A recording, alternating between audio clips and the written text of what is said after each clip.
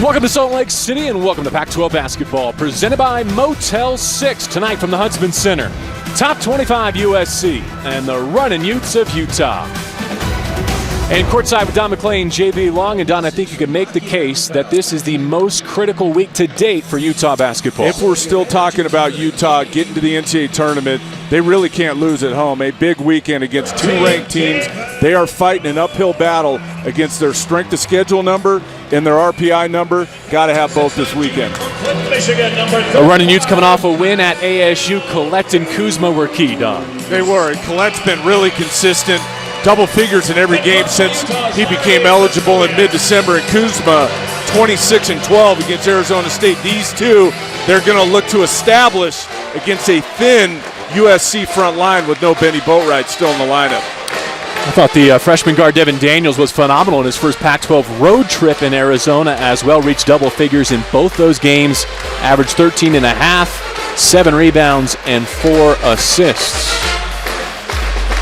For the USC Trojans, after starting 14-0, they have lost 2 of their last 3 at Oregon in a blowout, and then most recently against Cal by 1 point. Chimezie Metu coming off a season-high 20 points against those Golden Bears. They're thin, but you feel like Metu's really starting to figure it out. The numbers are improved this year, but just his presence. They lost so many people from last year's roster. More responsibility has been put on him, but he's really answered the bell so far. Thin specifically because they are still without Benny Boatwright. Will miss his 11th consecutive game tonight. In fact, did not make this trip to the mountains, Don. Sounds like he's getting close, though. And what Benny Boatwright does for him is space the floor. A big guy that can really shoot it. And I feel like teams are packing it in more against USC because there's no Boatwright threat from behind the three-point line.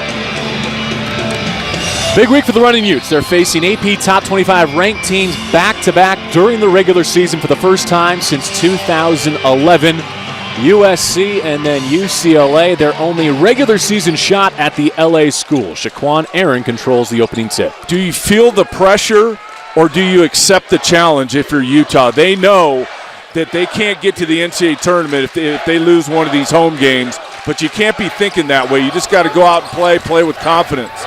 They start in the zone. Melton throws it down to Metu. 10 to shoot. I think both teams are going to play a lot of zone tonight. A sweet touch for Chimezie Metu, turning left shoulder. Didn't have that last year. Throw it into him, get us a bucket. And that time, as you said, left shoulder turn. Nice finish. A man-to-man to begin for the Trojans. Bottom from the corner.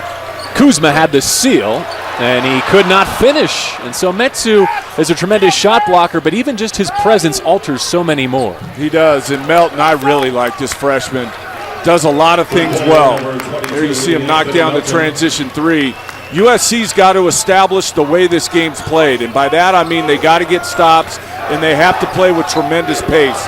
If this becomes a half-court game, big-time advantage Utah. They got to make it fast, USC.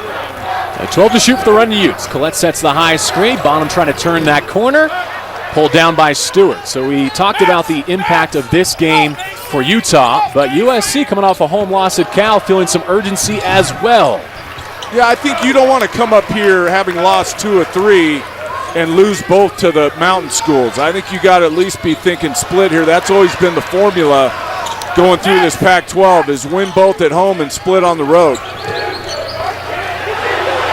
Utah with its first turnover. Stewart between the circles, attacks right over Bonham. Collette had a hand on it. Metu swiped from behind by Daniels. Metu is becoming one of the best big men, not only in the league, but in the country. I feel like the more this goes along and the more opportunity he gets and the more his teammates get him the ball, the more confident he's become. He had a stretch against Cal in the first half last Sunday where he ripped off 6 buckets in a row. And watching him last year, you saw the potential, you saw the athleticism, but no way you would have said this guy's going to get 6 straight buckets against a very good Cal defense. He misses the first free throw, Don. You saw the number there, 10 of 21 against Cal, a 1-point loss over the weekend. That's one of those, and you normally don't say, well, it's one thing to why we lost. I think that's why they lost. I mean, I think if they shoot free throws normally, they shoot 73% as a team, they win that game. Their previous 7 games, 80% as a group, to show you how much of an anomaly that was. And McLaughlin, an 84%er, misses 2 late. Collects, no good, and tracked down by Melton. Tell you what, if you're Andy Enfield, you got to like your defense here so far. Playing physical, matching the physicality of Utah, and getting stops. Metu hits there, and Don, he had a stretch against Cal that you could clip and send to any NBA team and draw their interest. Well, he made some money last weekend because guess what? There was a lot of GMs in town, and they were at that game against Cal. But that's the part, again, out on the perimeter. He's showing us offensive rebound, post entry, and then out on the perimeter knocking down the jumper. And Kuzma still can't get the Runnin' Utes started. They have missed their first 4 shots plus a turnover. You know what this reminds me of? I was here almost on this exact date last year. Oregon came in here. Nobody really knew exactly who Oregon was at that point, and they came in here and hammered Utah on a Thursday night. Elijah Stewart has really struggled in his career against Utah. We'll give you those numbers time permitting. McLaughlin, his first impact. Knew that timeout was coming. 10-0 start for USC. I guess they shook off the Cal loss, JB, because they've come out with a serious disposition, not only getting stops, Utah hasn't scored, but really efficient on the offensive end, led by Metu. 4 of their first 6, plus a made 3. Go back to that game against Cal, the narrow loss. And he had done this earlier in the season where he penetrated all the way, but against Wyoming and Troy and teams like that, who do they not have, JB? Ivan Rabb. A 6'11" long center that's there to meet you at the rim. And so maybe a bit of a mental mistake by McLaughlin to take it all the way in there and challenge at the rim, but probably a great learning experience for him as well. And in his 4th season, he has yet to defeat Oregon and Utah since arriving in the Pac-12. The Runnin' Utes have won 7 straight in this series. USC's last win was here in Salt Lake City, January 2013. Well, the best news for USC is they've taken the crowd completely out of it here to start. And the students back in session, so they were anticipating a big week against SC and UCLA, both games here on the Pac-12 Network. The muss is full. They just got nothing to cheer about. Still looking for their first field goal after missing the first 4. Wow. Make it 5. Pulled down by Metu. Another point-blank layup missed, that time by Collette. Stewart's. You mentioned he's been ice cold in his career against these Runnin' Utes. Just 5 points in 4 games against them while hitting 2 of 16 shots. And sometimes, for whatever reason, your team starts in a funk, and Utah has started in a funk. You need leadership right now on the court. Get guys going, not hang your head. You're missing layups. You haven't scored yet. Any kind of leadership right now is necessary. Shaquan Aaron with a toe on the line. Look at Melton. He continues to impress. Yeah, I mean, he's one of those guys that you just want on your team. The numbers aren't going to jump off the page, but impacts the game in so many ways. Aaron lost the handle, turned it over. See if Kuzma can get Utah on the scoring column. Need an easy one here. JoJo Zamora traveled. So 5 missed shots and 2 turnovers for the Runnin' Utes at home through our first segment. They're down 10. Last time we saw Larry Kraskowiak, he was doubled over in pain at the end of the win against ASU. His back gave out. Well, he must have been all right because he took a step inside Dr. Richard Ingebrigtsen's Physics of the Human Body class and somehow got talked into a nail board sandwich, Don. Well, if your back's hurting, this is one of the ways to fix it. You get the nail board and then you get the gymnast to come and stand on top and you get right back in place. That's Michaela Skinner representing the Red Rocks, and that's a real nail board on both sides. So that kind of that doesn't hurt. It doesn't hurt nearly as badly as this 10-0 start, but you can see the damage it's capable of inflicting if the pressure is not distributed evenly. So again, thanks to Dr. Ingebrigtsen yesterday for having Coach K and our cameras into the classroom. Well, we don't have time to discuss it now, but I'm not sure what the lesson there was. McLaughlin right down the lane, offensive. Other than it was a great video.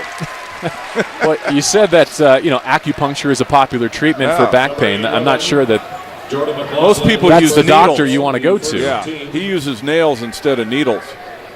What's been the issue here in their 0 of 5 start? I just think they're a little flat. They've missed a couple layups, and I think they've hung their head a little bit. You don't know if they're feeling the pressure of what we've been talking about, but there you go.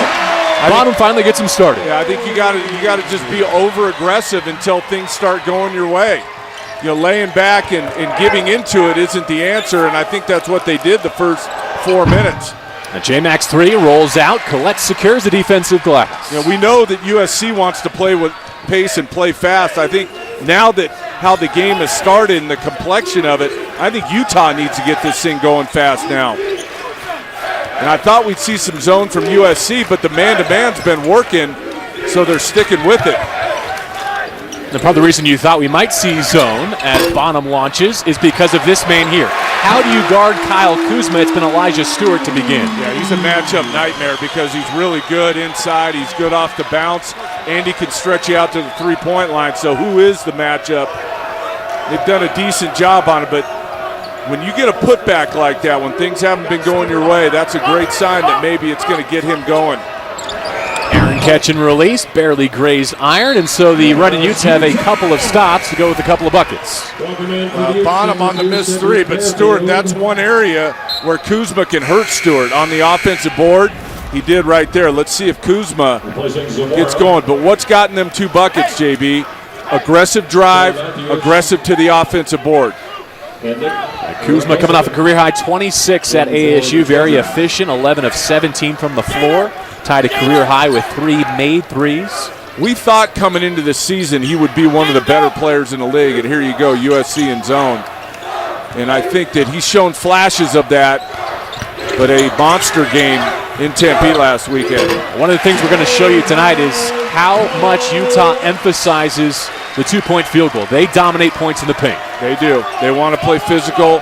They're kind of mirror image of their coach. Coach K was a rugged, physical dude in there, and that's what they hang their hat on. Their rebound differential leads the Pac-12 conference. A normally sure-handed Metu with a sloppy catch. Kuzma trail 3. It started 10-0, Utah 9 straight. Kuzma can hurt you in so many different ways. We've already talked about it. Offensive board, that time the trail 3. He's been working on it. He's not shooting it well. 10 of 40 on the season, 25%. But mechanically, he looks good. And I think it's just a matter of time before he gets super confident. He makes that one on the heels of making 3 in the Arizona State game. All right, so to our point about dominating the paint, here are our Coors Light cold, hard facts. And the Runnin' Utes, in terms of NC2A ranks, trail only Kentucky and Florida Gulf Coast, Andy Enfield's old program, in terms of points per night in the key. When you think of points in the paint, you think of rebound, offensive rebounding, post-ups, things of that nature. But transition is points in the paint if you're at the rim. Tony Parker, for a couple years in a row, little Tony Parker from the San Antonio Spurs, led the NBA in points in the paint just on drives and in transition. So I think the point is Utah is both. They get a lot in transition, but they also want to hurt you in the paint. Matthews into the contest. Metu tried it with one hand. Jonah Matthews shaken up on the baseline, holding his right knee. I like the fact that Metu tried to dunk that. He had no chance of making it. Hopefully that's just a bump knee for Jonah Matthews. Those really hurt, and you think the world's coming to an end, but it's just a bump knee and you can shake it off. That's what I'm hoping for Jonah Matthews. It looked to my eye, correct me if you saw differently, he didn't land with any weight coming down on that right leg, which, to your point, hopefully prevents the ankle, knee. It hurts like heck, man, when you bump knees like that. Yeah, right there, right? Doesn't that look like a bump? Charlie Horse, perhaps, from Collette. But Matthew just into the contest. He had reached double figures in 4 straight games before only taking 2 shots in the loss against Cal, but already down Boatwright. He's a piece that they can ill afford to lose for this This critical week in the mountains, which is always a tough trip. They play this Sunday night contest in Boulder next. As they attend to him, here are our up-to-the-minute Pac-12 standings presented by Tire Pros on a big night in the conference, including the Territorial Cup down in Tucson. I think the surprises are Oregon State really dropping off this year. Stanford just can't catch a break with Reed Travis. But we know about Oregon and UCLA, and I think surprisingly Arizona too, with their depth, their lack of depth. Trier still not playing. And then Washington State, a big surprise at 2-1. They're in the middle of the conference. Not going to get any easier for the Beavs. No Trace Tinkle this week against Oregon in the Civil War. Matthews kind of gave an acknowledgement that I think to what you were saying, that maybe it wasn't as bad as he initially reacted. He is still going to go up the tunnel for some treatment. And it's Cedric Bearfield into the contest to run the one. USC flip-flopping defense is back to the man now. Trying to keep Utah off balance, but this is where Utah is going. Kuzma and Collette, steady diet. And I was working against Charles Buggs, the 6'9" forward, into the contest for USC. Kuzma is so versatile. And you can tell he's worked on his game. He knew he was going to have an expanded role with Pirtle moving on to the NBA, and he's accepted that role and that responsibility. There's something about the run in Utes Elijah Stewart just does not like. 2 times he's pulled the string on the 3 a couple possessions ago, and then that one just not following through on that shot, almost trying to aim it in there, coming up short. So nearly a 4-minute drought for Troy. Melton saves the possession on the inbound. Full shot clock to work with. Nick Rakocevic on the beautiful find from Melton. Again, Melton just lets the game come to him. He's aggressive. He's good on defense. He's second in the league in steals. Man, he's been well coached. Russell White at Crespi and Encino, Southern California, did a great job with him, and whoever else has coached Melton along the way. He really understands how to play. That snaps an 0 for 7 field goal drought. Kuzma, this time off the mark. Stewart has it for USC. And Coach K would say we can get a better shot than that. Earliest shot clock, contested 3. Same deal for Melton at the other end. For USC, you don't want to fall into the trap of just taking the threes that are open every possession. Tough runner for Devin Daniels, going right into the muss. He's good at that, isn't he? He's good at getting into the teeth of the defense and finishing non-traditionally. It's not just layups. That one was a little off rhythm, off the window, made it look easier than it was. How do you like your 6'5" freshman wing shooting at just shy of 60% in January? Take it. CSC just can't give into this zone and start launching threes. Daniels got hands in on Rakocevic. Buggs not once but twice. There's no way that wasn't a travel on Rakocevic, but guess what? Buggs and USC will take it, get the putback. Kind of had a feeling, you and I talked on the plane on the way up here, JB, that this would be a good game. It's setting up. I don't think either team's going to run away from the other one. You were on my plane? Yeah, you didn't talk to me. You ignored me the whole time. You put your headphones on. Collette on the rip-through drive. Now Kuzma down the lane. Rattles out. But he's showing it all to us in this game. I mean, catch and shoot 3, drives, post-ups. Melton was looking for the whistle, didn't get it. He'll back out from Collette. Got a mismatch. He's got to go. Somebody should set a ball screen. They switch back. Kuzma on to Melton. 5 players set to check in next whistle. 10 to shoot for USC. Collette's kind of playing a one-man zone right now, really playing off of Buggs. Melton with 3. Does he recognize? He does not. Shot clock violation. Wholesale substitutions when we come back to Salt Lake City. It's Pac-12 basketball presented by Motel 6.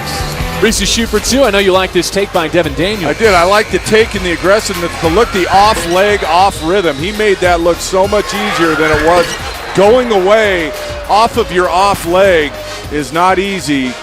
Hard to judge, but he found his target, put it off the window, and scored. He's averaging better than 10 per night to go along with 5 rebounds, 2.5 assists. Devin Daniels settling in nicely from Battle Creek, Michigan to Salt Lake City. You know what you like if you're Andy Enfield and Coach Kraskowiak. is Melton and Daniels are going to be here for a couple years. You think they're four-year players? I don't know if they're four-year players, but they're not one and done, that's for sure. So they're going to be able to really help your program moving forward with leadership and the experience that they're gaining playing as freshmen as much as they are. Jace Johnson is into the contest for Utah, as is Tyler Rawson. Zone look for USC, 6 to shoot for the running Utes. Daniels being dared to let it fly. And he hits. I think we were talking about daring or something last week. The word choice was intentional. I don't think he's missed since we said daring. Dare that again. So USC had the first 10, then a 9-0 run from the running Utes. Back and forth since then as McLaughlin is tied up, and the arrow favors Utah. Well, the way that the zone look that Utah's given, it's guards up front, and they are really closing off driving lanes. And if you're Jordan McLaughlin, you got to be smart. You want to drive gaps, but if there's no gaps, you got to get that zone moving side to side first, and then that opens up some gaps for driving. You're not going to be able to penetrate the top of that zone right off the bat of the possession. Now Bearfield's at the top of that zone. He got Stewart lifted and attacked the hip for a foul. USC playing a more traditional 2-3 with Shaquan Aaron kind of in between where a normal forward would be on the back of a 2-3 and a 3-2, kind of playing that rover on that side, hedging towards shooters. The first personal on Stewart, looking for the deflection here. Second on USC in this opening half. Bearfield on the driving kick. Daniels, a lot of contacts. Aaron secures for USC. They're letting them play tonight. I love it. McLaughlin, great pass. Rakocevic tried to rinse it. Gets 2 free throws. He tried to do more than rinse it. He tried to put Rawson on a lot of news channels tonight. Super aggressive. That's what you got to do, though, JB. You go up soft, there's a chance it gets blocked. You go for the dunk, you look for the body, so that minimally you're getting 2 free throws. I mentioned how good a free throw shooting team USC has been this season, with the exception of the game against Cal. Rakocevic probably the one soft spot, the one Trojan you would prefer to make earn it at the line. Just 61% on his freshman season. And moving forward in this game, JB, Utah's got a ton of depth. So foul trouble's not going to be an issue. And if USC is going to struggle again at the line, you're going to take fouls. Now Johnson providing some of that depth. Sets a screen for Bonham. JoJo Zamora dribbles into a pull-up with Elijah Stewart contesting. I was going to say that was a really good contest by Stewart. Better offense. After Utah missed its first 5 shots, now shooting 47% from the floor in this half. See how the forwards at the bottom are really pushed out to start the possession? It's almost like a 4-1 zone. Metu has found his range from like 15 to 18 feet. I'm telling you, that sequence he had against Cal, my jaw was on the floor. He was one dribble pull-up, catch and shoot. Catch, dribble, spin, score. I mean, he was showing it all. And it's not just results-based. It's not just because it's going in. It's the release and the rotation that you're looking at. And the footwork. Tyler Rawson not done.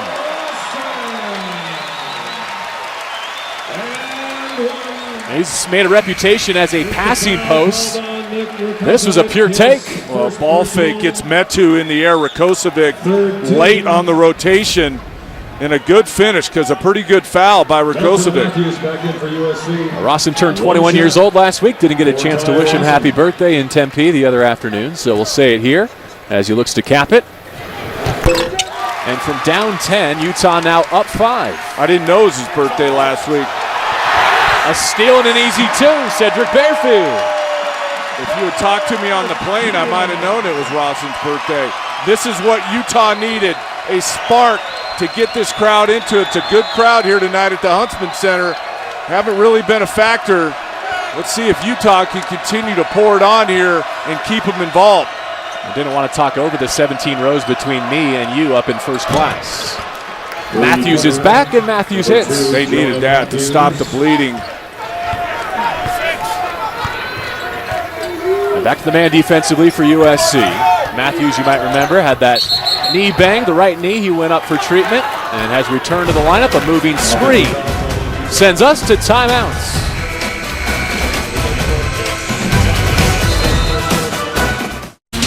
This Pac-12 basketball game is presented by Motel 6. We'll leave the light on for you. By clean, crisp Coors Lights with great beer comes great responsibility. And by Black Bear Diner. Good old-fashioned family food. Welcome back to Salt Lake City. Utah has a 23-19 lead on top 25 USC in a matchup of two brilliant candidates for Pac-12 most improved. I think these are the two leading candidates. Going over the league, I think you could throw Aaron Holiday in there probably. But these two, big improvements. We knew coming into the season that they would have more responsibility based on players leaving their respective programs, and they've answered the bell. Metu really improved, and Kuzma as well. Metu has lifted his scoring average by 7 points year to year, largest for any Pac-12 player that participated in at least 10 games. Can I go to bat for Kuzma, though? Remember that game that they played over in Hawaii? He was only on the floor for a minute against USF. Yep. Well, that counts as a game played. That's in his denominator. It's dragging down his averages. I think you call the NCAA and see if we can get it removed. If you throw that game out, he's averaging a double-double, 16 and 10. Yep. Fouls on Tyler Watson. Michael Molinari, our producer, reminding you that the denominator is on the bottom. It's what you divide by. Kuz returns. Oh, it is? Yes. To the game, replacing Watson. Oh. Here comes Kuzma. I got your back, Kyle. I mean, 14.8 and 9.4 are not bad averages. They're just not a reflection of what you actually give. See that? He pulled the string again. Elijah Stewart. He's not finishing the shot, and he's short, like really short every time. And no doubt Kuzma's improved, and not just by the numbers, just watching him play. He's more confident with his handle. His body's better this year. He's extended his range. Speaking of range, Chimezie Metu is about 7 feet away from Collette. It's his first one of the year, first attempt of the year for Collette. Knocks it down. The Utes missed their first 5 shots. They've made 11 of their last 15. Shaquan Aaron. It's a block. Finger roll with the left hand and a free throw to follow. He is so talented offensively, Shaquan Aaron. It's really just about understanding the game and what good shot selection is. Agree or disagree? I kind of agree because Aaron tried to elude him. He wasn't squared, or Collette wasn't squared up on him. Clearly outside the restricted Clearly area. Outside the RA. That's a tough call. I wouldn't be mad either way on that one, to be honest. And to your point about the development of Aaron, a redshirt sophomore from Seattle. Since the start of league play, he came in just 7 of 23 shooting, and yet to reach double figures in 4 games. But he can really get it going. He's just trying to figure it out within the framework of the offense. I think if we had a one-on-one tournament in this league, he'd be one of the finalists. But you got to play within the system and understand what good shots are and moving the ball so that your team offense is good. Collette against Metu. A true back to the basket post. Collette's good down there, but Metu's got a challenge. He can't stay on his feet. There was no ball fake there. So once Metu sees the ball, he's got to go up and try and get that thing. A quick release from Melton. No fouls on Metu either, so it's not like he was protecting himself. Bonham racing end to end. Metu can't believe it. He heard Don say go contest something. He went and got it, but I think he took it off the glass, unfortunately. Any part of the basketball above the rim and on the backboard, it's goaltending. I think that's a good call. I think that was a goaltend.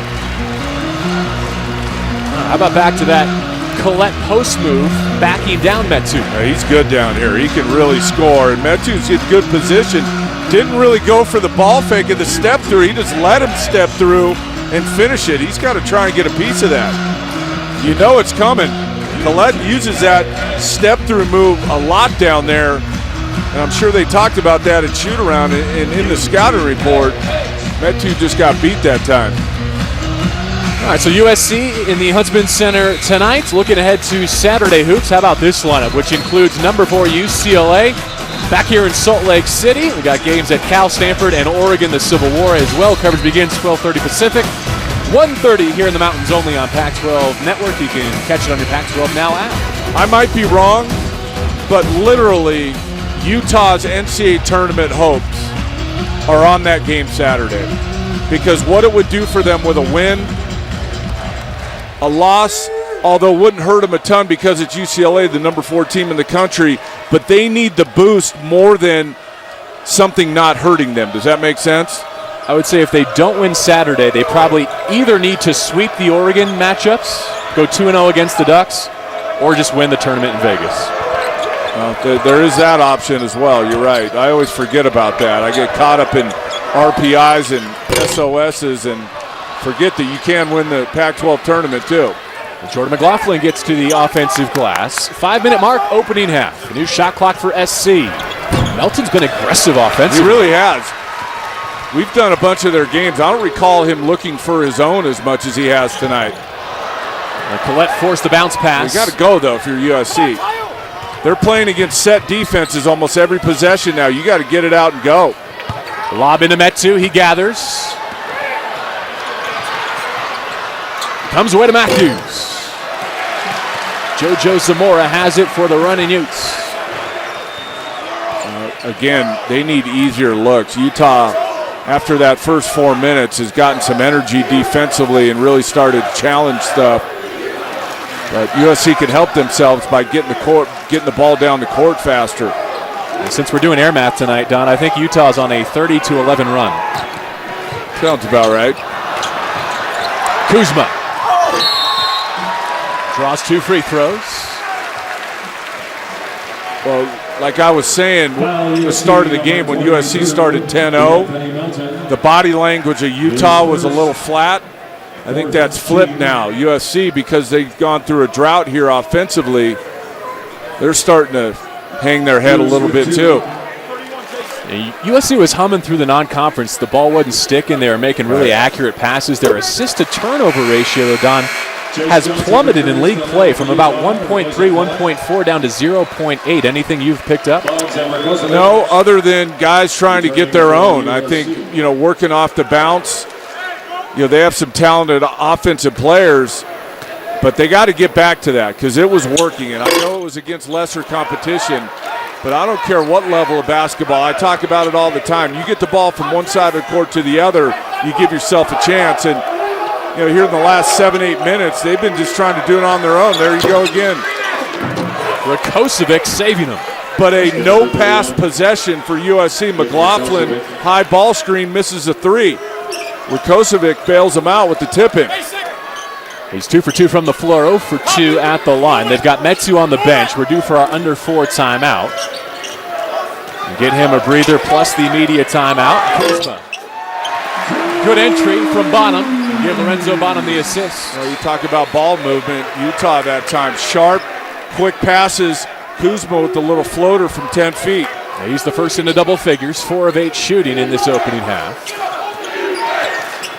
McLaughlin surveys. There you go. Rakocevic, his first miss. Kuzma all over the glass. He'll do this too, get the rebound and push it on his own. Pretty good transition defense by USC that time. Johnson couldn't handle it. Good look from Kuzma. Yeah, I was going to say, right idea by Kuzma. Maybe just a little hot for Johnson. Shelton spinning, hanging, and a late whistle. So he'll shoot him on the other side of our under 4 timeouts. Utah plus 10 in Salt Lake City. Don McClain, JB Long, Kyle Kuzma in the running Utes, shooting 61% from the floor. They've made their last 7 shots. One of the more versatile players in this conference. We've seen it all tonight on the offensive board. The trail 3 there. Inside the little floater. He's gotten rebounds and pushed it in transition. If you keep moving, you're going to get buckets. And I think the thing with Kuzma is you have to count for him everywhere on the court. So if he's working hard on a post-up, you got to be aware of that. But he might just pop out and knock down a 3 after he's been working in the paint. So the versatile guys are hard to defend. And Kuzma, at his size, one of the harder guys in this conference to defend. Speaking of popping out for a 3, you gave David Collette credit for his first launch from behind the arc this season as a run-in Ute. They did review to make sure he was behind the line during that timeout, and it stays a 3. Thank goodness. The free throw woes carrying over from the weekend for USC. You feel like USC's played pretty well in this first half defensively. Utah only 33 points, but offensively, they've just gone cold and gone solo, meaning looking for their own. You know, you start off 10-0, and you only have 14 points since. Mark it down at nearly 7:45 Mountain Time on this January the 12th. Don McClain just gave USC credit for playing a fine defensive first half while Utah shoots 61%. You're speechless. I would say this, that based on what could happen in this building, the fact that they only have 35 points means that they've played pretty well defensively. Fair enough. 8 consecutive makes for Utah at this end, and Collette has a 3-point play. Metu's back. I think that you have to give yourself a chance in here, and I think the tempo of the game hasn't been the way they wanted. The complexion is all Utah. So I guess my point wasn't that USC's defense wasn't so great. It's that they're playing a game they don't want to play, and they're only down 12 now. Which, if the game's not fast, USC really struggles, and it's starting to catch up with them now. Single digits on the shot clock. Buggs has to hoist over Collette's. Charles Buggs, a fifth-year senior, grad transfer from Minnesota. They're staying connected enough, down 10. I think the goal for USC should be able to stay under 10 or keep it under 10 going into halftime. Barefield's first bucket. That ain't going to help. I just think offensively, USC, their approach changed. They started off sharp, and for whatever reason have just gone one-on-one trying to get their own. Another one. That's a contested shot off the dribble. Comes away to Metu. Got caught on the elbow. 126 away from sending it to San Francisco for our State Farm halftime reports and updates on a couple of early Pac-12 contests, including the Territorial Cup. I think there's a little temperature in the building down there in Tucson, given Bobby Hurley's comments last week. Yes. Yes, I do. And I was in studio last Thursday when Bobby Hurley in Arizona State led our cameras in there for his post-game speech. And I was surprised, him knowing that the cameras were in there, that he said what he said with Arizona on the horizon. And that video got shared by a lot of people in Tucson. In case you missed it, Bobby Hurley saying if you want to get a win in the state of Arizona, you have to go down to Tucson to get it. That was after an emotional win over Colorado. To the corner, Stewart got out hustled but came away with the basketball. Nobody's ever going to say there's Metu with the finish. Nobody's ever going to say that Bobby Hurley doesn't come with the emotion. Trying to establish an identity for his program in year 2. That was a big win for Utah to set up this week against 2 ranked LA teams at home. Kuzma, and 1. Will they count it? No, waved off late. If and when Kuzma ever gets to the NBA, this is a bucket all day long. That should count. Right? There was no extra step after he got the hit. He was in the shooting motion. Not even bonus free throws. It's only the 6th team foul on USC, and now Vern Harris will go to the monitor. I wonder if they want to take a look at the left elbow of Kuzma on that attack. What? Come on. They can't review a continuation or lack thereof. No, I know thereof. that, but that didn't even cross my mind that there was any sort of elbow intent after the play.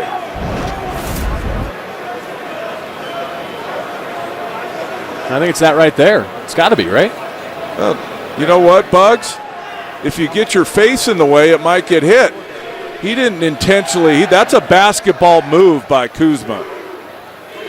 There is no intent there. He was trying to get the ball up to the rim. Bugs' face just happened to be in the way. So you're going cylinder foul on Charles Bugs' face. Yes, absolutely. We had one of those last weekend, too. Similar play. The only difference was this one's above the shoulder.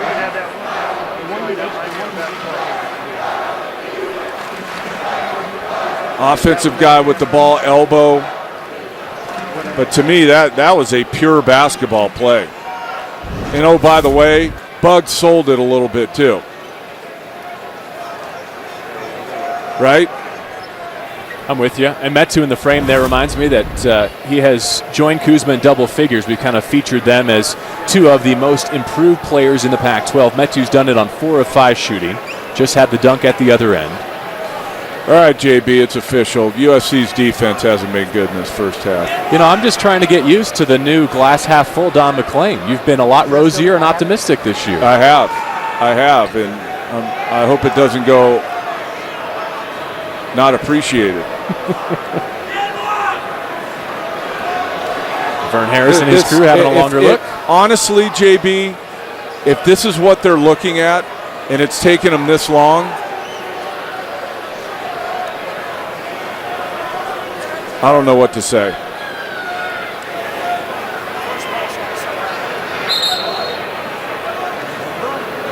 Again, they wiped off the bucket, so it would be a foul on the floor. That only the 6th team foul, so no free throws. They leave it as a common foul. That right there is over officiating. To me, it shouldn't have taken that long to look at that play. That was a basketball move. The defender's face just got in the way. Daniels on the spin. Well defended by Stewart. Bonham collects and scores. Just more aggressive, JB. Utah, ever since that slow start, they got aggressive, and now they're just outplaying USC on both ends. I like Bonham's role on this team. I think he's kind of found it. He's an energy player. He's a scrapping player. Minimize the mistakes. Would have been easy for him to pout about not getting as many shots. It was his turn, him and Kuzma. But you're right, he's accepted his role and playing well. Daniels, a marksman from behind the arc. Did I say it's official that USC's defense hasn't been good in the first half? 64% shooting for the Running Utes in the first half, 5 of 8 from the arc. But it has really dropped off. They started off initially with good energy. You couldn't hear the whistle, but there was a block. McLaughlin will shoot free throws. Well, this was kind of to my point now that it's gotten to 15. This is what can happen in this building, is they can just go on a roll and blow you out of here. And, you know, up until 3-4 minutes ago, it didn't look like it looks now. But these free throws with 1.7 maybe give USC a little bit of hope heading into the locker room.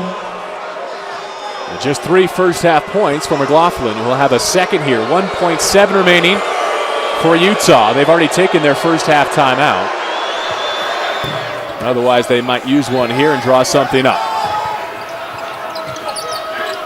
Rawson to inbound. Here's Daniels, the half-court hoist.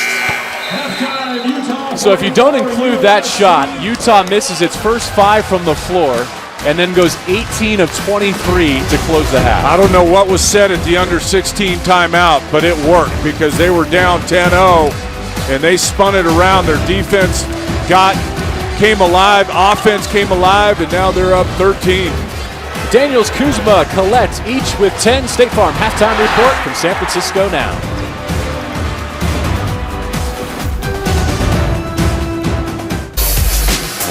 Game summary presented by Red Lobster. Kyle Kuzma, David Collette with 10 points each. Utah started 0 of 5. They fell behind 10-0, and then they roared all the way back. 18 of 23 since. Don McClain, JB Long back in Salt Lake City. Don, give me a thought process if you're the Trojans to climb back in. They have to change the way the game is being played. It's down tempo. low possession half court. And I said it right at the top. That is a big advantage for Utah. USC's got to find a way to make this game faster so that they can get looks before the Utah defense is set. The length and the size of Utah in the half-court defense has been bothering USC because USC hasn't been moving it enough. They're trying to challenge the defense with the dribble, and it's not working. Now, USC shot below 38% from the floor and just 2 of 9 from behind the arc in that opening half. Florida! Metu sets the screen for Melton. Come on, Joe! I mentioned Elijah Stewart went scoreless, 0 of 4 shooting in that opening half. He does not start here after halftime as Melton gets all the way home. Again, why?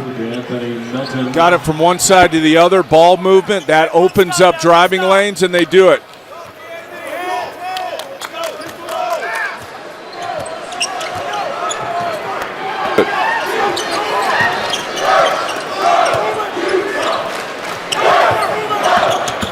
Daniels gets baseline on Aaron and one. You can't be surprised if Daniels drives on you. He's very good at it. You know that's in the scouting report. And he just takes it and goes, surprises Shaquan Aaron, and gets the and one. That's just too easy. If you're fighting, coming back down 13, there's no way that that can happen. First foul on Aaron, no free throw for Daniels. McLaughlin wants to go early. Daniels got the block. They've tried to challenge numerous times. Good catch there by Vern Harris. He did pick it up and put it back down. But Jordan McLaughlin, now that we're in conference play, has to understand that the rim's not available anymore. There's guys back there. This isn't, low D1 and mid-majors that you were playing in the non-conference where you could just drive it in there and finish. There's guys that are going to challenge you now, and he's finding that out. McLaughlin only 1 made field goal in 4 attempts so far this evening. Halfway through the shot clock, still looking for that first pass. Here's Metu deep. Had it stripped. Utah zone really bothering USC tonight. Kuzma gives it right back. USC hasn't figured out how to consistently get good looks against this zone for Utah. And now Utah going to do a little 1-2-2 full to shave time off the shot clock.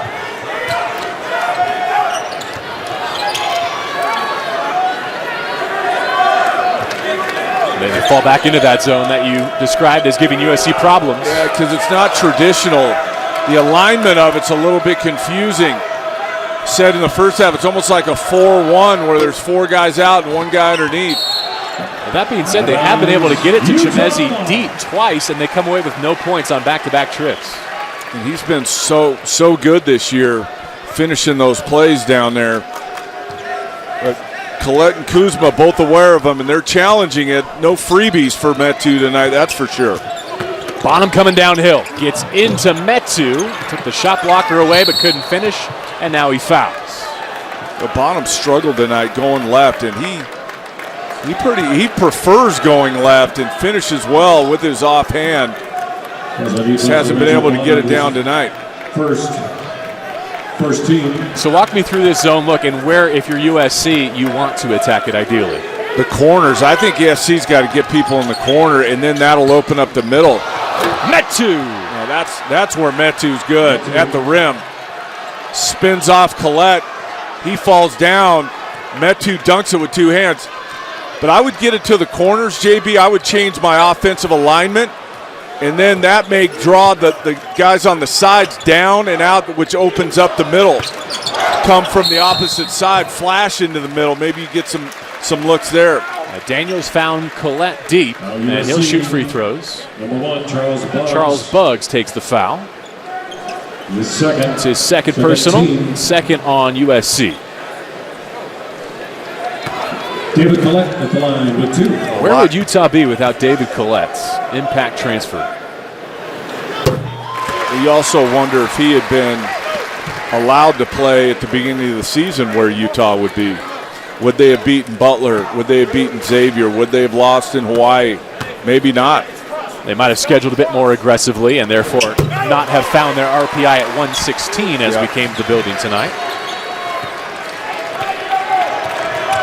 But I think they have a compelling case. I mean, this team looks different than what we saw in November, December, and if they can get those resume wins, I think they could convince the committee to say, hey, look at us from the new year on. The numbers have to be worth a discussion, though, meaning you can't be RPI 72 and make the case that you're different now. I think you got to get in the ballpark, and then you can talk yourself or make a case to get in. Awkward catch, an attempt from Collette, no whistle. Aaron got the bucket last time down. This time Metsu wrapped up by Bonham.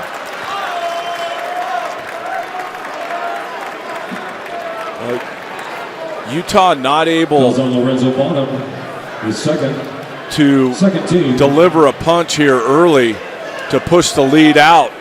Utah fighting them, keeping it around what it was at halftime. What's going to get them over the hump, though? They have to string together some stops on the defensive end. And make some free throws. Metsu normally strong, 78% from the stripe on his season. Does that make USC 5 for 12 tonight? Correct. Coming off an 11 or 10 for 21 against Cal. Sometimes it gets in your head, and this would be a disaster for Andy Enfield in USC if all of a sudden you lose confidence at the free throw line as you start conference play. Now Utah led by as many as 15. USC has trimmed it to 10. And Melton with that pester pressure got too far inside of Bonham. It's not necessary. His second that 13.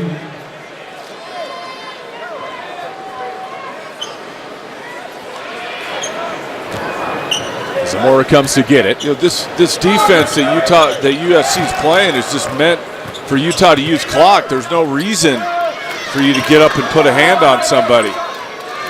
All you want is Utah starting their half-court offense with 20 instead of 30. 10 left as they get it down to Collette. Metsu contests without fouling and snags it for USC. Well, the reason it's a good idea for USC to play that defense is that Utah not a good three-point shooting team. At the end of the clock, you usually get a three. If the clock's all the way down, that's the shot you usually get. So, good idea by USC. Zamora!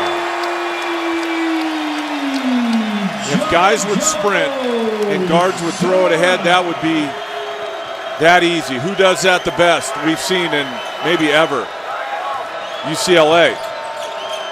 Lonzo Ball throws it ahead. Alford, Hamilton, Holiday know it. They are sprinting down the court. The ball's thrown ahead, and they're scoring before the defense is set. Bucks hits a three to answer back and bring it back to 10. Again, they're hanging around, staying connected. But they're going to, if it keeps going back and forth, obviously they're never going to get over the hump. They got to do something extra. JoJo Zamora has become Utah's top three-point shooter. He's now hit 12 of his last 19.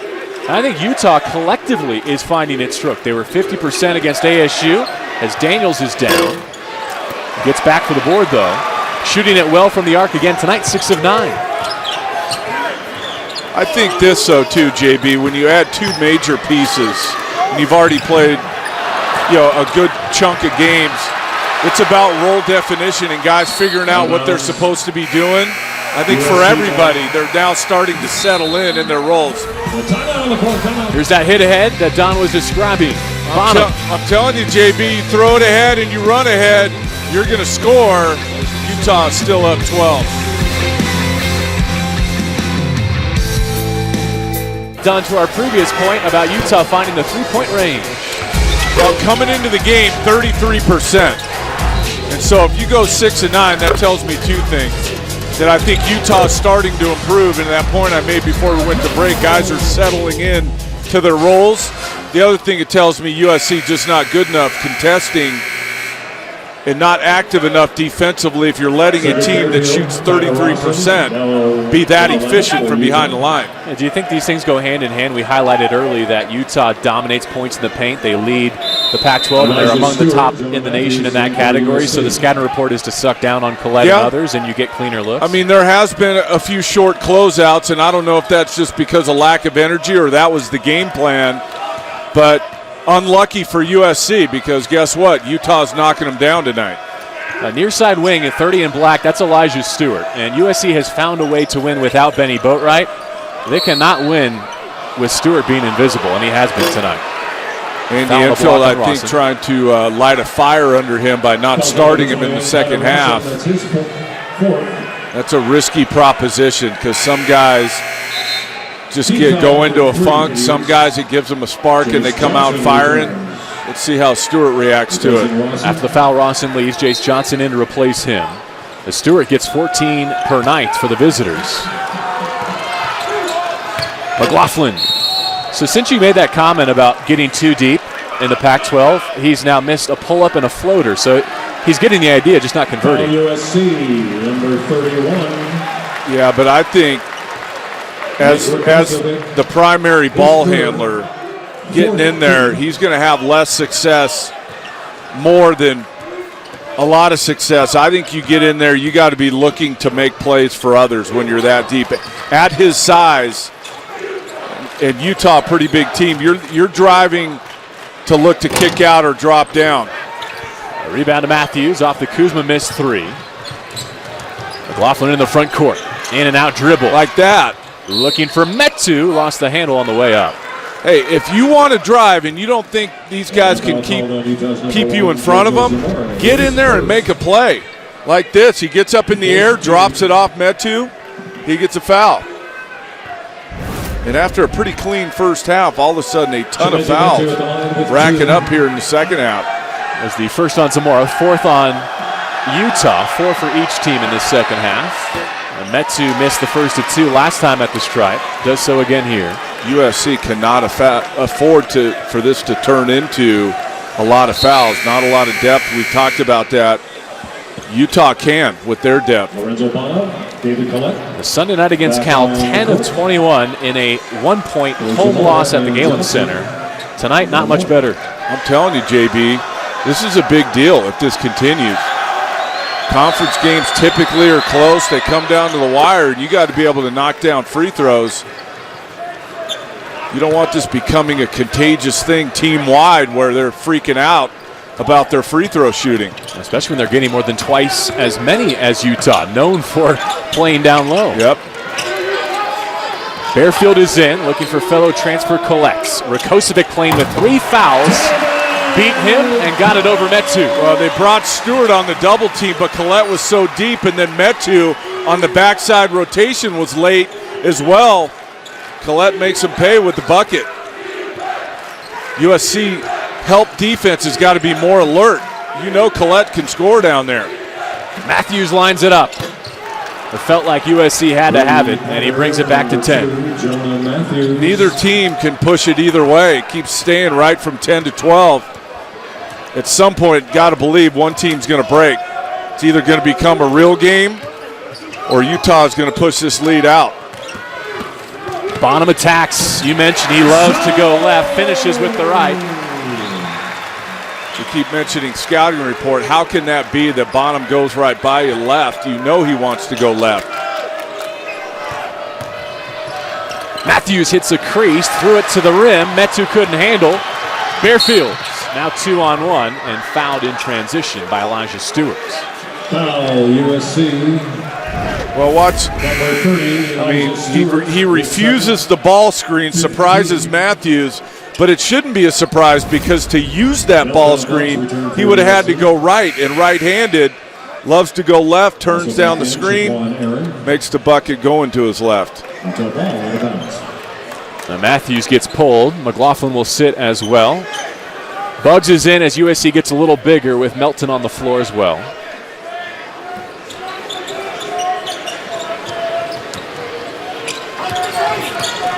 A new shot clock for Bearfield and the running Utes. Kuzma facing up on Buggs, took the contact, and again they wipe it away. I got to see that one again. I think that was the exact same play as the one in the first half. Does he take an extra step after the hit? 16 foul. He was already in his shooting motion. I think that's the exact same play. Same matchup with Charles Buggs as well. I'm counting that. I know I got a little NBA influence in my game, but I still think that's good. Daniels can't miss. Guess what? They get 3 anyway. He was sub 30% when we picked him up in Tempe over the weekend. And he's been lights out since. Similar story last year with PJC down in Tucson. Couldn't buy it. Got into conference and led the conference in three-point shooting. Melton. And tipped out Bearfield. Has Daniels running. Couldn't get the ball there. And that'll be a 2-shot foul.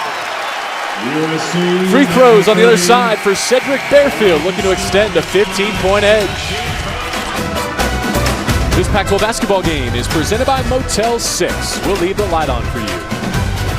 By clean, crisp Coors Lights with great beer comes great responsibility. And by Black Bear Diner. Good old-fashioned family food. Our Running Utes have matched their largest lead just inside of 12 minutes to go here in Salt Lake City. Don, walk us through that last post touch from David Collette. Well, one of the best post players in the league already, and you got to be aware, here's the 2 help guys. There's Stewart and Metu. They're coming on the top side with Stewart, but watch what Collette does here. He goes, he sees it coming from Stewart, he spins back the other way, and then Metu is just late coming. So it looks like they're in good position, and they were just a hair late, and Collette's so good, he basically scored on 3 guys on that possession. You okay with Metu coming over and leaving Kuzma on that weak side? If you're going to block it, I'm okay, but if you're a little late and you miss it, you're right. Collette misses that. That's an easy layup on the other side. Bearfield shooting 2 as we resume. A chance to extend Utah's largest lead.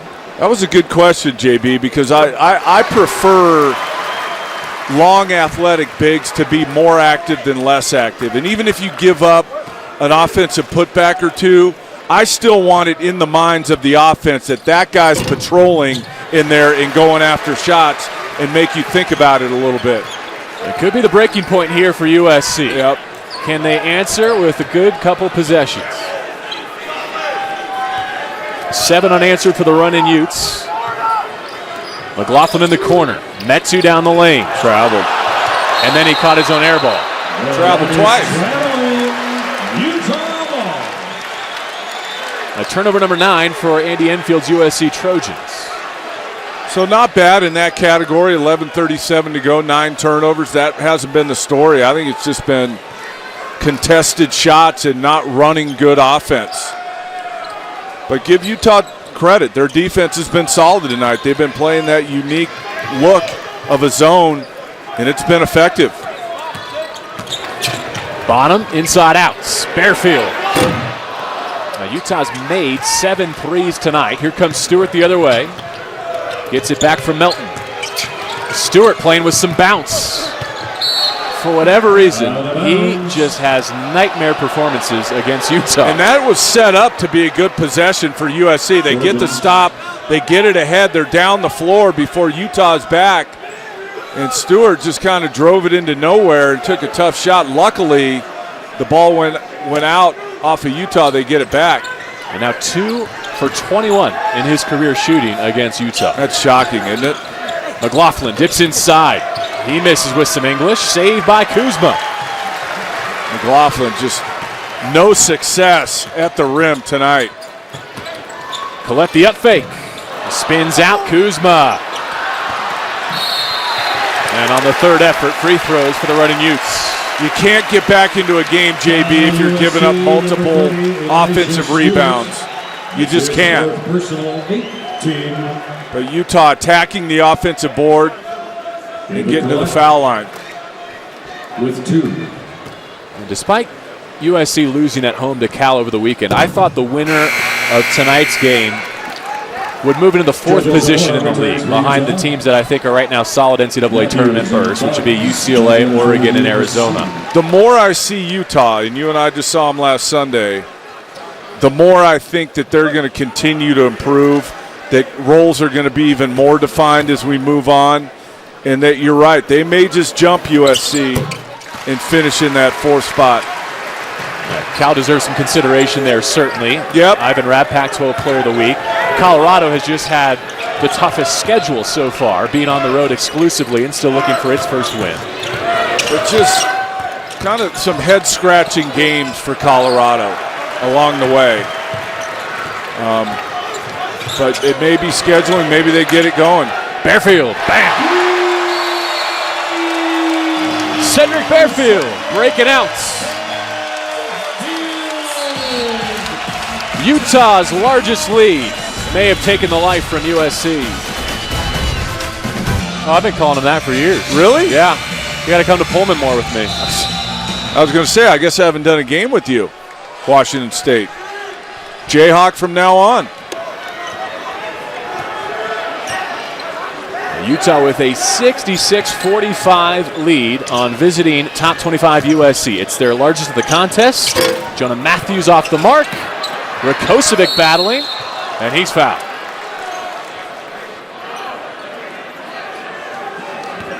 So USC with out of points in the last 3 minutes plus. Rakocevic will look to snap that drought at the line. 5 team fouls for Utah. They've missed their last 6 field goal attempts. Nick Rakocevic at the line with 2.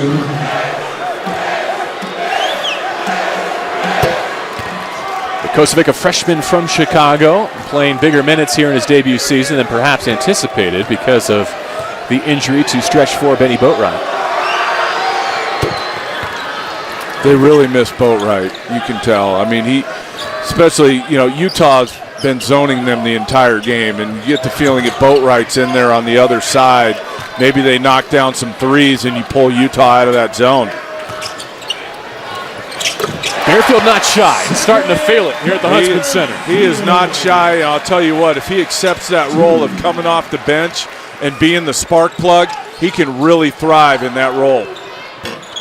No answer at the other end for USC. Kuzma will pull it and push. JoJo Zamora wanted to stop at the line, knocked out for the Utes. To continue the thought on Cedric Bearfield, he erupted for 53 points in his first 2 games as a running Ute. Then just 30 in his next 5 combined as the scouting report got out. Well, they played lesser competition in the non-con, so I'm sure, it was easier, and games were probably blowouts, so it didn't matter decision-making or whatever, as McLaughlin finally gets something at the rim. But once you get into the real games, JB, you got to have better decision-making. If you're on the ball, you got to get everybody involved. It can't just be about you scoring. So I think a great move by Larry Kraskowiak to put him on the bench, come off, so that you're not responsible for getting the starters going and involved in the game. You can come off and look for your offense a little bit more. Rakocevic with the steal. Collette back looking for the charge. It's a block and it counts. Another same play as the first half. In the first half, Shaquan Aaron eluded Collette a little bit and got to foul Rakocevic. 16 fouls. Kind of the same thing, although I thought that one, unless I didn't look at his feet, were they in the RA? Yeah, both heels were inside they the were. line. I think he was more squared up on that one. I would say if Collette was outside of the RA, that's a charge. 4th foul on Collette. Jace Johnson comes to get him. Nick Rakocevic shoots 1. Is 8:37 enough time, JB? Down 16. Rakocevic has given them a lift now with 9 points. If you're Utah, you're still playing. You're not thinking, let's bleed this clock out. But on the other hand, you don't need to do anything risky either. Johnson backing down, and he'll make a trip to the free throw line. I was just about to say, as much as I like the work that Daniels and Bearfield have been doing here, it felt like it was time for Kyle Kuzma to get a touch, didn't it? Yeah. In that half court. Well, and that's the point I was making. Kuzma's your best player. Bearfield thinks he can score on anyone, which is great that he has that confidence. But you can't just go on your own, and you got to make sure that your best player doesn't go in long stretches without seeing the ball. Kuzma had 10 at the half, has not scored since. Rakocevic leads as Chimezie Metu returns. Second free throw coming for Johnson after he missed the first. On the other hand, if you're Kuzma, you can't complain about a lack of touches when the lead's been pushed out. If USC had come back, then you have a reason to be calling for that ball.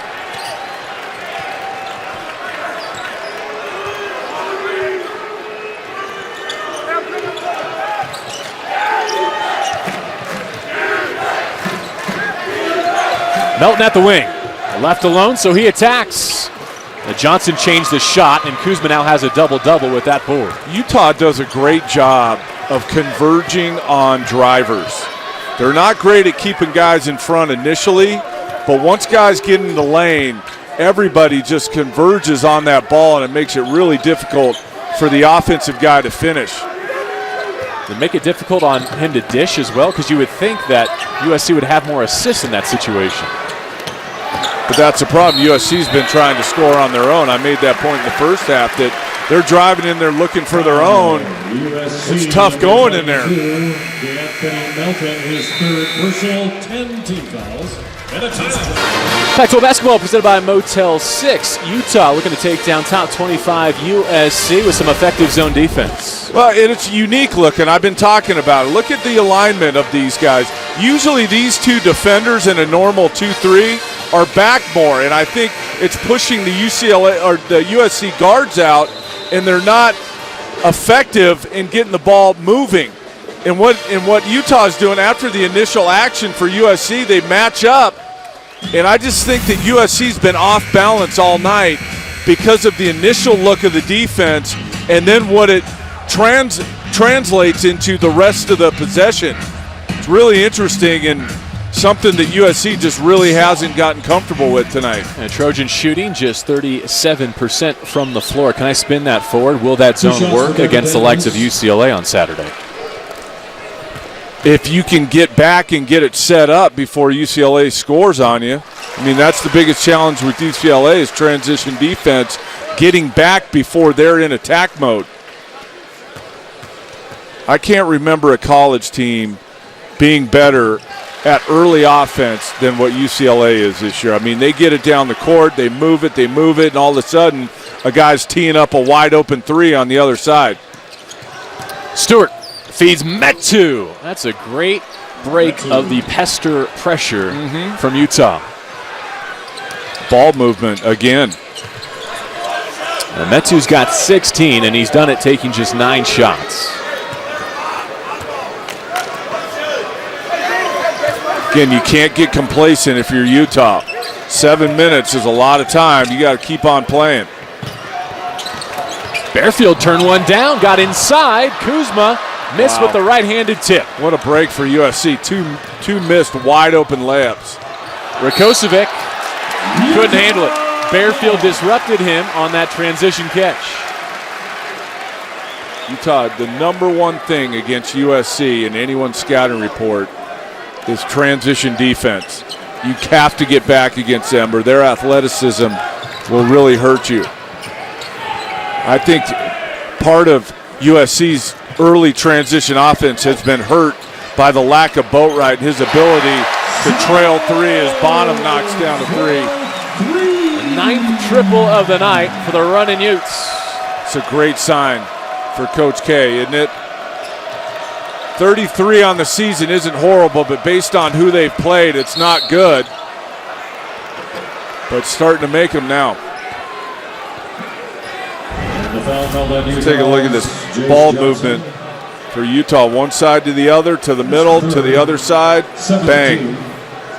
It really is so simple, and I know it's easier said than done sitting here at the table, but I'm telling you, one side to the other, get it into the middle of the zone. All simple concepts, but as I said, easier said than done. And Metu's frustration starting to boil over. He's now 4 of 9 at the free throw line. This for a sophomore who is at 78% coming in. The Muss wanted a tee. They were not rewarded. That's not worthy of a tee. DeMuss was also calling for the walk-ons from the Utah bench. Might be a bit early for that. DeMuss was also saying that the USC defense was good in the first half. That's where I got that from. They were chanting it. They scribbled it on that whiteboard up there, yes. Did they?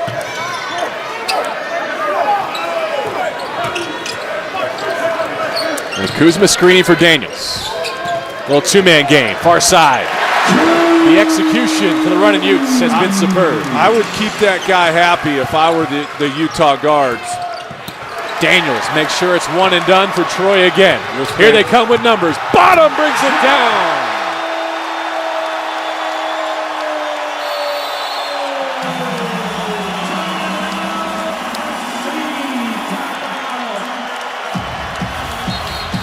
Timeout USC.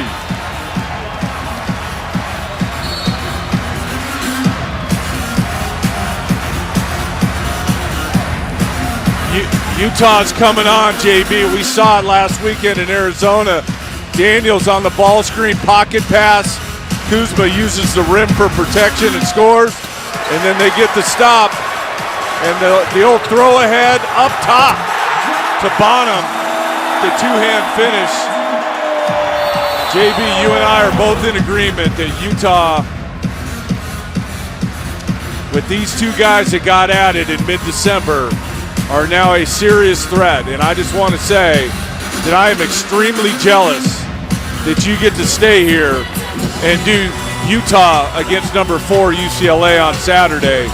Because if the crowd's like this on a Thursday night for USC, man, this place is going to be electric on Saturday.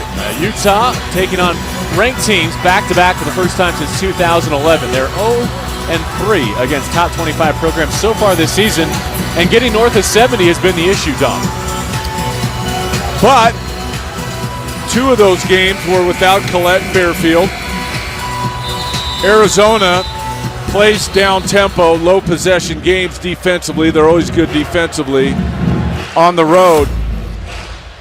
With these guys, it's going to be if they can control the tempo of the game. If that thing gets wide open, you're dead. So they have to get back, get set, get some stops, and then make UCLA guard you on the other end. UCLA is going to find out. They're going to get game plan for it now. It was free and open and fun and non-con. They're scoring 100 a night. They're not even the leading scoring team in the conference. In conference games, only Oregon is. So I'm sure Utah is going to have a game plan to try and get that game in the 70s. UCLA tipping off in Boulder in about 15 minutes. How about the opening stretch for Colorado? 3 straight on the road here in Salt Lake City, then at the Arizonas. Oh, good, we finally get a home game. Who's coming to town? Yeah. Number 4 UCLA. Well, hopefully the C unit is in full effect tonight. Daniels on that step through. Aaron rips it down with the right-handed rebound. Shaquan Aaron kicks to Matthews. The USC not done yet. They do trail 20. Well, they're gonna have to get up and get some turnovers here. USC, if they have any chance. Down 20, 4:46 to go. Tyler Austin back on the court for Utah. By the way, there's been some drop-off in the C unit in Boulder the last season or 2. We need to get that back cranking. You calling out Colorado? Well, I think I need to get back up there and get a little excitement in the C unit. Maybe we do an open from the stands where the C unit is. What do you think? Make some confetti fly like it does whenever CU scores their first bucket. The first game that you and I ever worked together, Don, it was UCLA at Colorado. I remember it like it was I'm glad 5 years ago. I'm glad someone remembers it. But that's when the C unit was going 5 years ago. I need to get that back. That's on my off-season to-do list, is figure out how to get the C unit cranking again. I think it may have more to do with their success than me. Harrison Henderson into the contest for the first time. Missing an easy one with the left. How many missed right at the rim shots tonight for USC?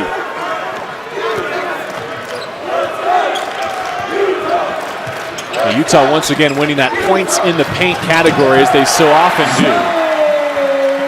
Now 34-24 in the key, the Utah advantage.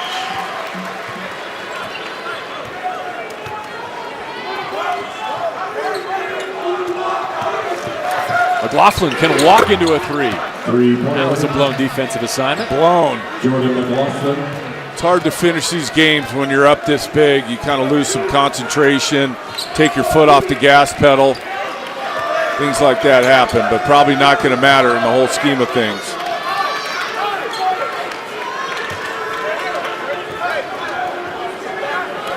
We're due for our under 4 timeout, so I don't want to get into it too much here, but can we give the Must some love on the other side? Will you remind me?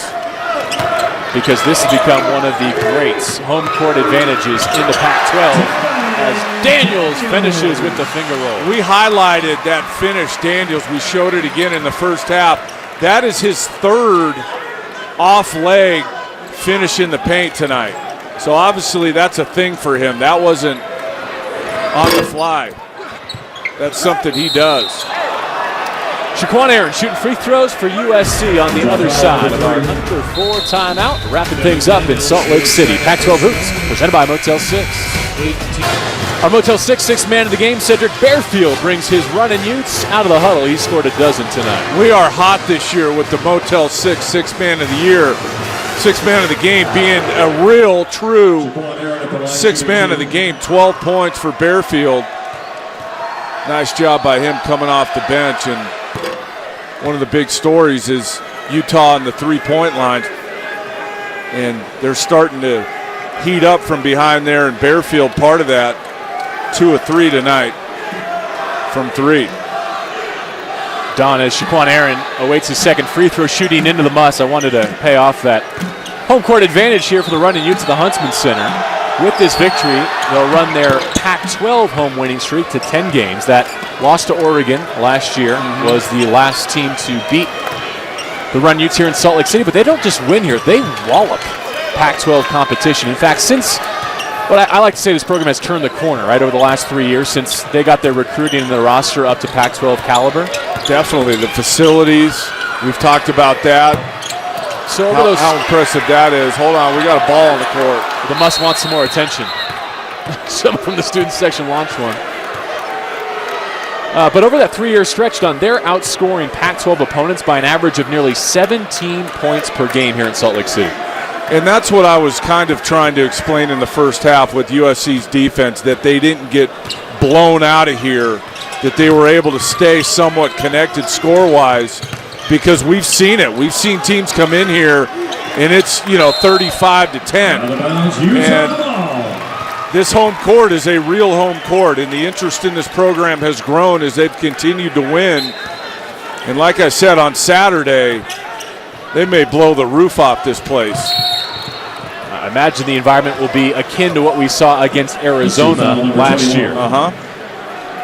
Only 3 power conference schools have been more dominant on their home floor in terms of scoring margin than these running Utes. Kentucky at 22 points per game, Arizona at 19, and Villanova at 17.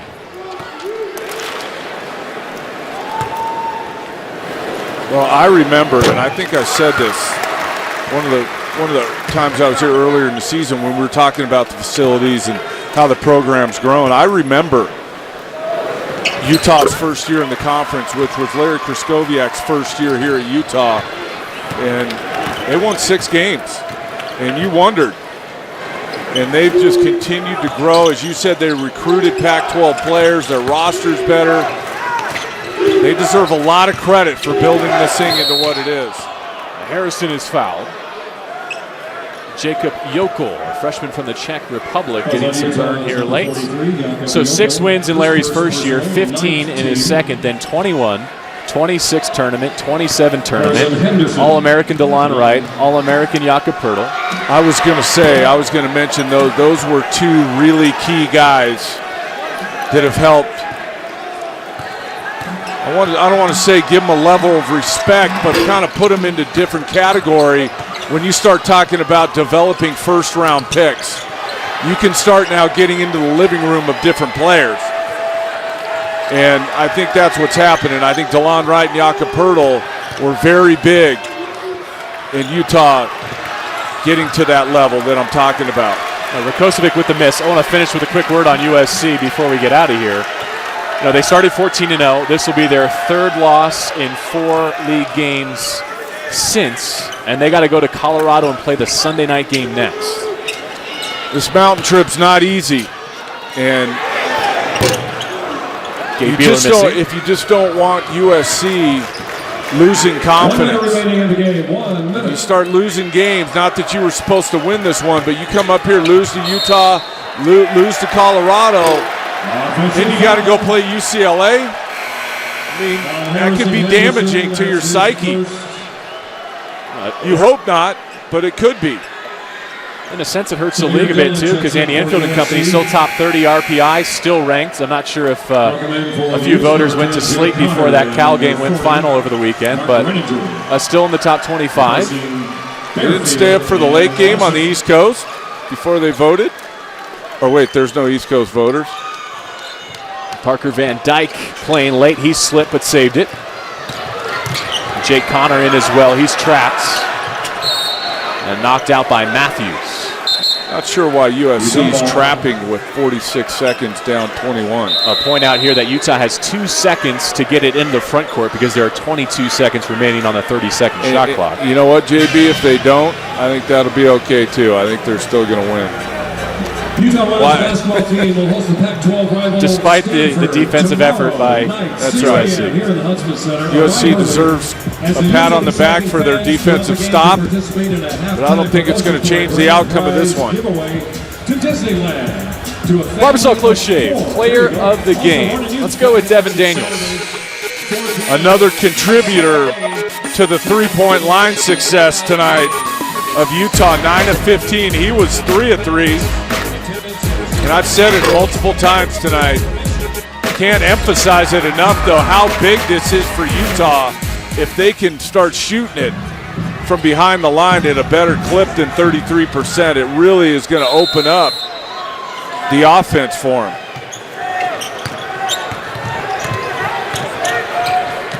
They called that timeout so that they could get the backcourt reset.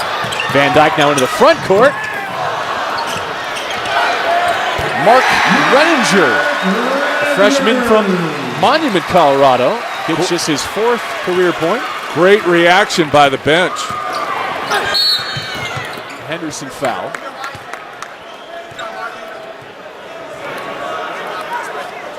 Reminder, we've got part 2 of our doubleheader coming up from Maples Pavilion, Washington State at Stanford. Hey, is that Jayhawk? That's Jayhawk. I'll tell you what, the minute Ernie Kent got to Pullman, the minute that guy became a very good player in this league. Instantly, double-double machine.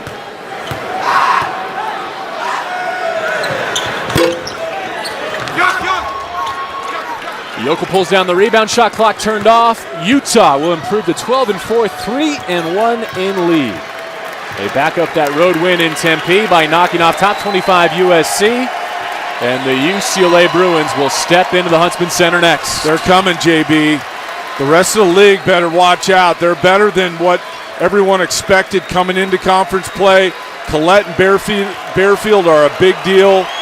Everyone's starting to settle into their roles. Utah is for real. To think this game started 10-0 USC with the run in Utes starting 0 of 5 from the floor. They finish with a 55% shooting effort, and they connect on 9 threes.